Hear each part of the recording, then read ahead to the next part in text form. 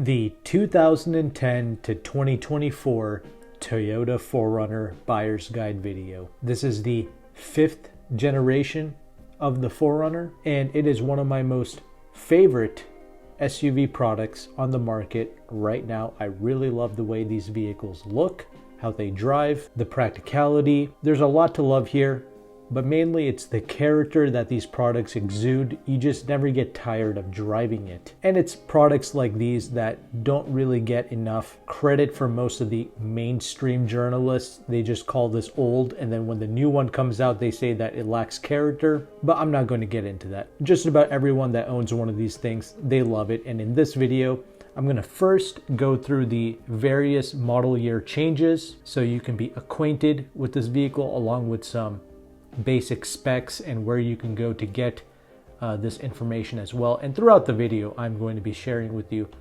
multiple resources. And of course, we'll talk about the potential issues that these products can have. Spoiler alert, these things are pretty solid. It's one of the most durable products. And during the pricing and market research segment, you're going to be surprised at some of my thoughts and my recommendations. It's definitely different from what I usually suggest to most people. And I can of course talk about the new vehicle buying market, leasing, financing, etc. I'm going to go through all of it in this video, and then we will of course conclude. But let's start with the first segment and let's go through the various model year changes and the basic specs now.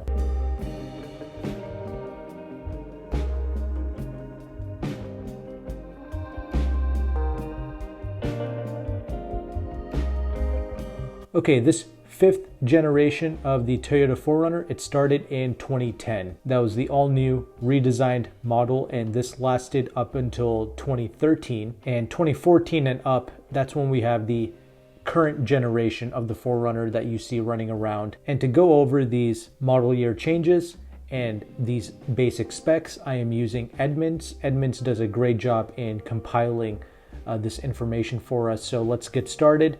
2010, the vehicle gets redesigned, and it's a more refined package compared to the 4th generation 4Runner. It's supposed to be a little bit more forgiving on-road without sacrificing your off-road capabilities. So that's the main highlight with the 5th generation. It's just trying to be a little bit more daily drivable and a little bit more refined. Granted, you still have a lot more wind noise and tire noise coming through than a traditional SUV like your RAV4s and your CR-Vs. However, that's the charm, that's what sets it apart, and that's what gives some of these vehicles character, along with its engine and some of its transmission whines that it produces. It all adds to the experience of driving this vehicle. Even subtle things like the seating position. You feel like you're operating a tank the way that you sit in it, and the vertical nature of the front windshield. It's something where when you sit in it and when you experience it, you immediately know what I'm talking about, and you'll immediately understand why so many people love these vehicles. Moving on,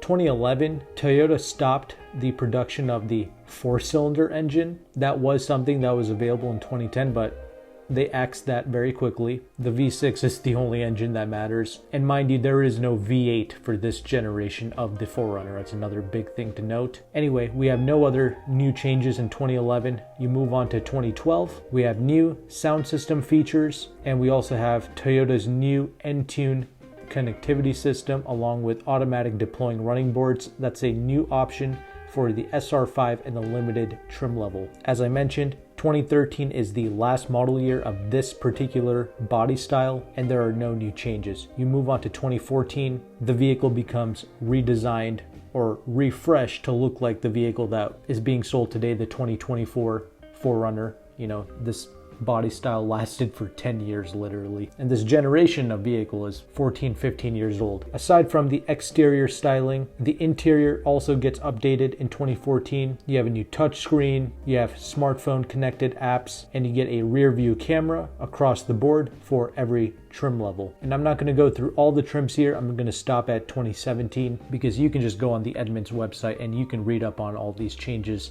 for yourself. But for 2015, that's when they introduced the TRD Pro model, and these are your most off-road capable Toyota products, and they even come with a slightly more aggressive catback exhaust system to inject a little bit more growl into the driving experience. And 2016 4Runners get cell phone navigation and an upgraded bass audio system, along with a subtle increase in towing capacity for most of the models. In 2017, this is where I'm going to stop. The 4Runner doesn't really have any dramatic changes. However, the Trail and the Trail Premium trim levels are renamed to TRD Off-Road and TRD Off-Road Premium.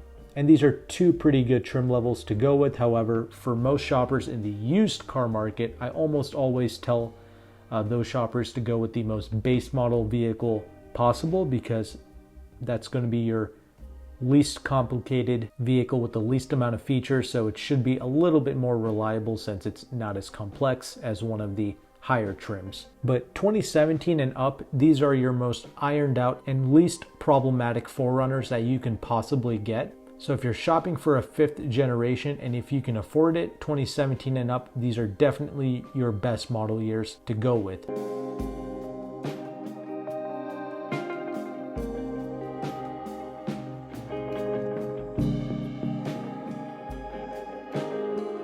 Anyway, let's talk about some basic specs here. And once again, I'm still using Edmunds because they do a great job of compiling the original OEM specs on their website, and they even include the original MSRP for that model year along with the price of the options for that model year. So that's really interesting.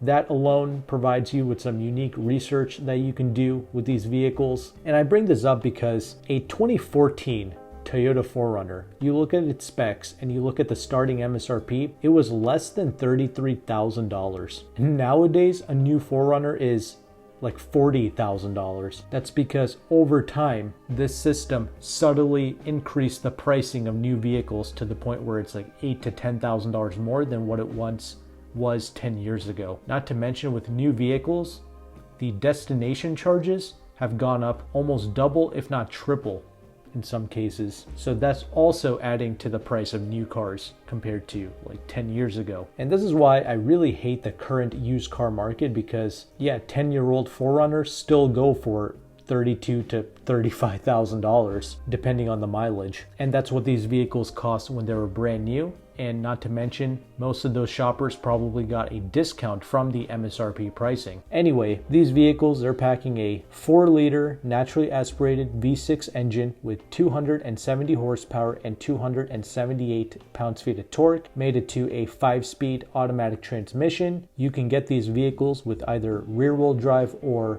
4-wheel drive. I, of course, recommend going with the 4-wheel drive. However, when you go with the 2-wheel drive models, you are getting a more basic vehicle, less complexity, lighter weight, with slightly better fuel economy. So that is something to think about in the used car market. However, 4-wheel drive 4Runners is what most people want, and that is going to hold better resale value as well. So in this case, I am going to recommend most people to go with the 4-wheel drive. And fuel economy, it is pretty abysmal. We're talking 17 in the city, 22 on the highway when you go with the 4-wheel drive. When I was testing a 2022 4Runner, I was getting about 16 mpg in the city. That is one of the annoyances with these vehicles. Yeah, the V6 has a lot of character and it's decently quick when you floor it. However, that's when you get the trash fuel economy. When you drive it like somebody's grandmother, the fuel economy goes up. But now when you try to accelerate, there's like a 2-step level in its acceleration. When you try to just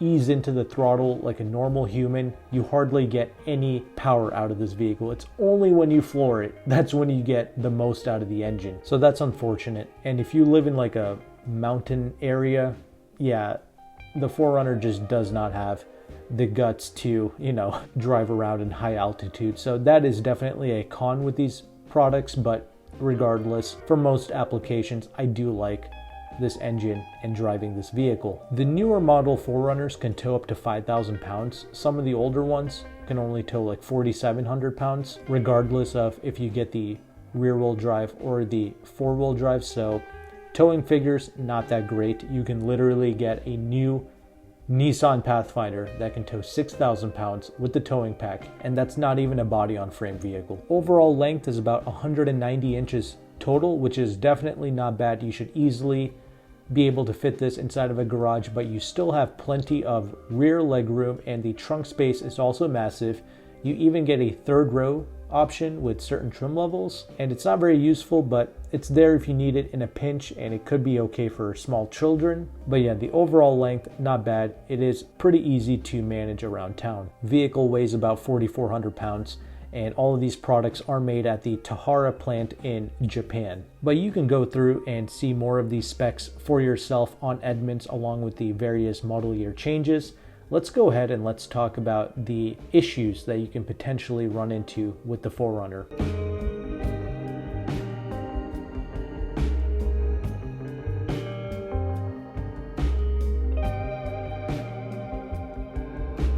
And to no one's surprise, these vehicles are really solid. One of the most dependable products. I mean, yeah, some people have had issues, and the best resource I like to tell people about to research issues and reliability is the NHTSA.gov website. You can see complaints from owners like you and me.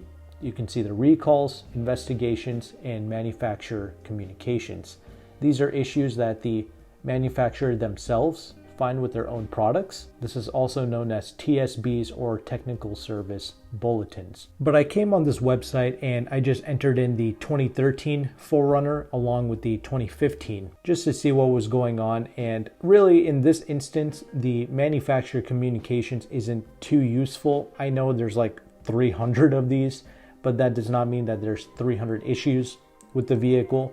A lot of this is frivolous stuff, so I didn't really find that too useful, but you can still look over it. Now, recalls, there were quite a few recalls before the 2017 model years, especially for the airbags, with them either exploding or them just not deploying at all. But again, recalls is something that a dealership takes care of for free, so you don't really have to worry about that. The other thing is various parts like the hood or the sunroof, they were causing some issues. I know one person, they took delivery of a 2015 4Runner, I believe, a brand new one, and the hood was misaligned, and I think he was worried that it might even come loose. So that was a problem. And sunroofs exploding, that's an issue with a lot of cars. That's one of the reasons why I'm not a huge fan of sunroofs. It doesn't happen to everyone, obviously, but there were definitely cases about that with the 4Runner. But more importantly, you come to the complaints section of the 2013 4Runner. You have 32 of these. A lot of it is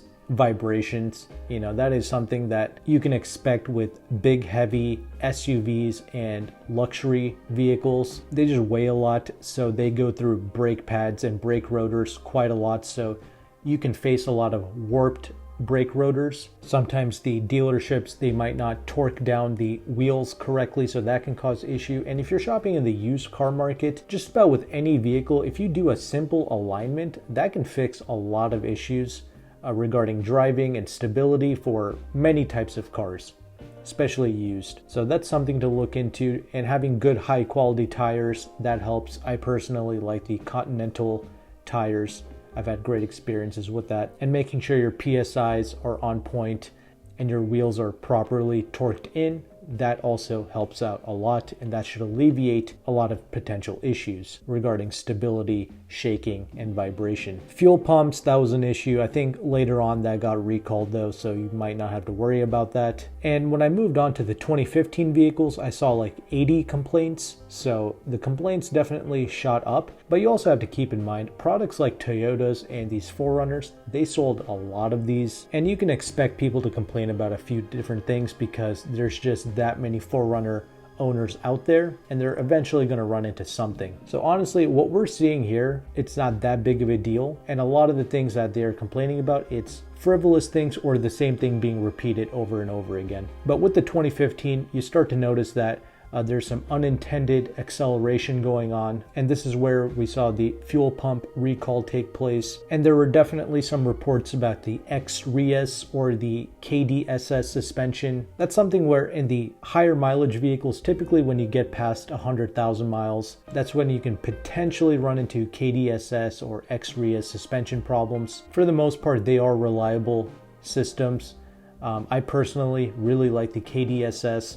It's a hydraulic system that gives you excellent on-road drivability, but also gives you better articulation when you go off-road. It's an impressive system. It does make a difference, but even without the system, the 4Runner does drive just fine. And this is why I recommend for most people to simply go with the more base model products. Especially with the 4Runner, it drives just fine, even in its base form. But yes, naturally with a big heavy SUV, you can expect brakes, suspension, control arms, these sort of things to cause issues.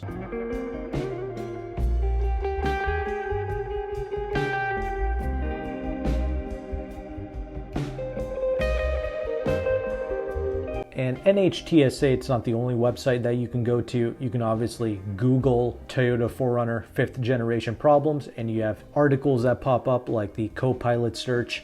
And even they themselves say that the 5th generations, it's not that problematic. It's a very reliable vehicle. But one thing to note is the door lock actuators. It's like a $200 part. It can go wrong with these vehicles. However, it's something that you can fix yourself if you watch some tutorial videos, because the dealerships charge a lot of money to replace the door lock actuators. So it's something that you should try to fix on your own. And just be careful, if you're shopping for parts on eBay and you buy OEM Toyota parts, there's a good chance that those parts could be fake on eBay. Not all of them, but a lot of them can be. Same thing with like Brembo branded products on eBay. It's just something to watch out for. eBay is not the best source to purchase your parts. Your OEM Toyota dealership, that's a good place to source parts, along with Rock Auto. That's a good place to get quality aftermarket parts, just so you know. But yes, you look on the Copilot website, they are saying that braking issues, that's something that you can run into on the 5th generation 4Runners, along with occasional transmission problems like rough shifting or even a loss of power, and it could be because of a faulty shift solenoid or throttle position sensor. But the big thing is going to be rust, and this is something that you really need to inspect if you're buying a used or a high mileage 4Runner. Rust problems, it's been plaguing a lot of these Toyota truck products for many years. It's not just Toyota, it's like every car. Vehicles are rotting, depreciating liabilities. That's simply what they are. And with the 4Runners, if you're going to buy one, get it inspected and definitely get it coated regardless. But the forums are also a great place to do your research, and something that a lot of owners have been mentioning is the windshield. It seems to be a bit flimsy. The windshields have been cracking for many owners, to the point where even a aftermarket Safe Light windshield is almost the same at this point. For a lot of owners. I'm not a windshield expert, but it seems like based on these forums that Safelite utilizes a brand called Foya for their windshields, and they are the OEMs for brands like Ford and Chevy. So that's what Safelite uses, is a brand called Foya. But anyway, my goal is not to sit here and go through every potential issue. These are potential issues. For the most part, the 4Runner is a very solid product, and I'm just giving you resources so that you can look for yourself and research for yourself potential problems that you can run into. So NHTSA, using Google, the forums, and even the comment section of this video, I would really like to hear from owners, other issues that I might not have mentioned regarding the 5th generation 4Runner. Again, 2017 and up, that's your most ironed out 4Runner that you can get with the least amount of issues. Next, let's talk about the 4Runner market and the pricing.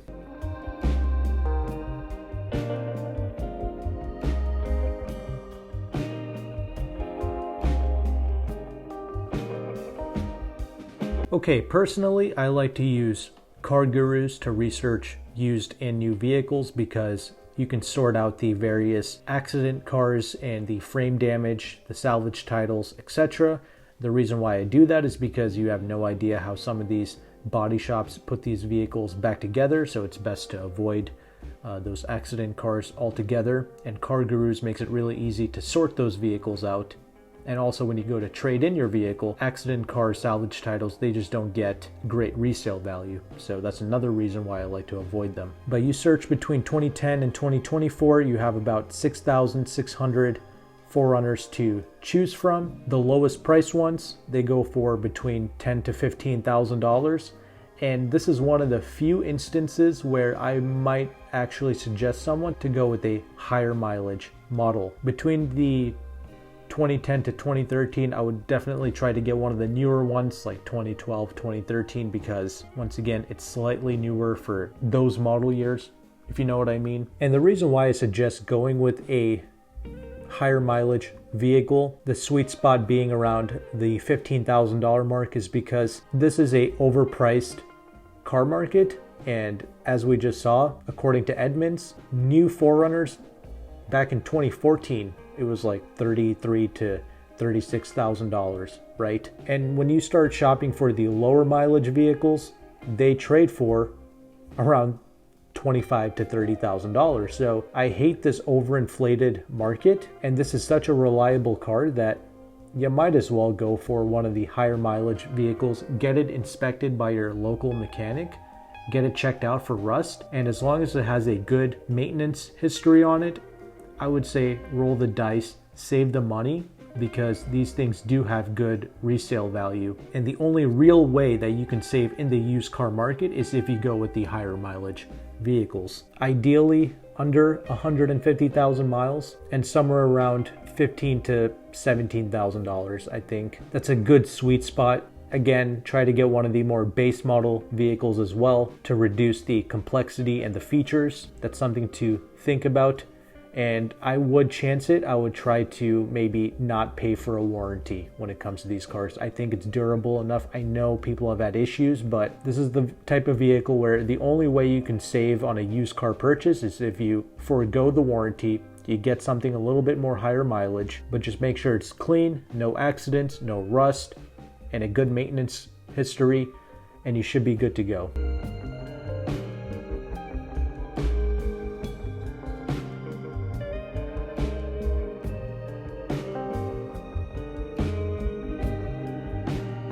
Regarding new ones, I'm telling you, it's like over $40,000, and the most that you can hope for is maybe like a $4,000 discount.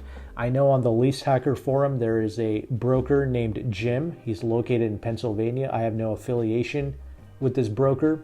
However, he advertises Toyota deals, and with the higher trim level 4Runners, like your TRD premiums, your limiteds, he's offering like $6,000 to $7,000 discounts. But there's a lot of these on the dealership lots currently. There's over 8,000 new 4Runners on dealership lots. So I would try my best. I would at least try to negotiate $4,000 off the MSRP. You're still paying like $42,000 before taxes. So that's what new 4Runners simply go for. I have a free leasing calculator by Auto Companion linked in the description box below if you want to run some leasing numbers on a new 4Runner, because sometimes they lease out okay, and if you do things like a one-pay lease, you can get the interest rate down a little bit lower. It's just something to keep in mind. And if you're really rich and sophisticated, I suppose you can buy some of these vehicles with a specially engineered whole life insurance policy. Again, that's for the really savvy people, and you can watch some Chris Noggle videos regarding that. I'm not going to go into too much detail regarding that here in this video, but I just wanted to share with you some resources like Leasehackr, using brokers, using car gurus to see which of these vehicles have been sitting on the lot the longest, because you can do that on this website. And the longer the vehicle has been sitting on the lot, the more chance you have to negotiate on it and to get a bigger and better discount. Of course, go to Toyota's own manufacturer website so you can see the current interest rates that you could potentially get if you have great credit, and some of the regional incentive offers as well, because a dealer discount and an incentive, they're two different things. Discounts come from the dealership, the incentive comes from the manufacturer. They're both supposed to stack on top of each other. Some dealerships, they like to pass off the incentive as a dealer discount. It's not. That's them getting money from the manufacturer. So if you negotiate $4,000 off, also get the $500 incentive if that's available in your area. Stack that on top. You should be getting $4,500 off the price of the vehicle. Anyway, let's go ahead and let's conclude.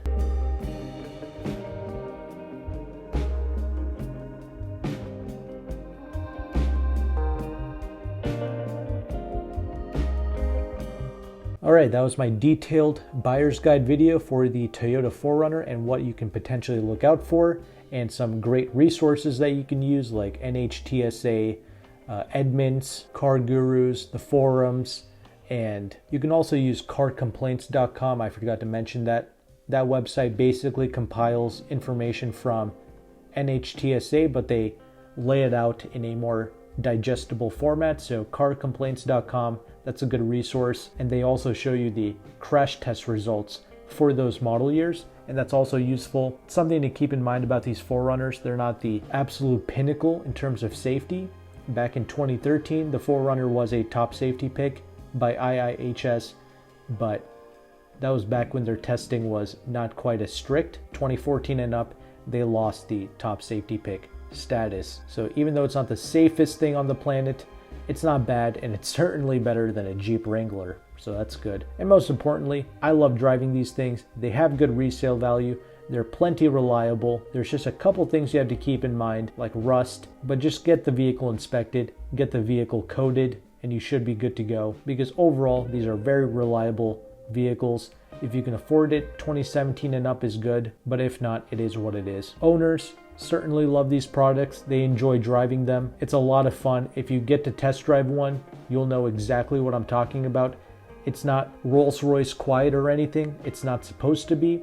It has character. And again, it has like that tank-like military vehicle vibe going on, and I really appreciate that. And if there's a 4Runner owner out there, please let me know in the comment section below if I missed out on anything. And if there's a 4Runner owner out there, please let us know in the comment section your ownership thoughts and your experiences, as well as some tips and what a potential buyer can look out for. But if you appreciate this content, make sure to like and subscribe. Thank you so much for watching. Take care and goodbye.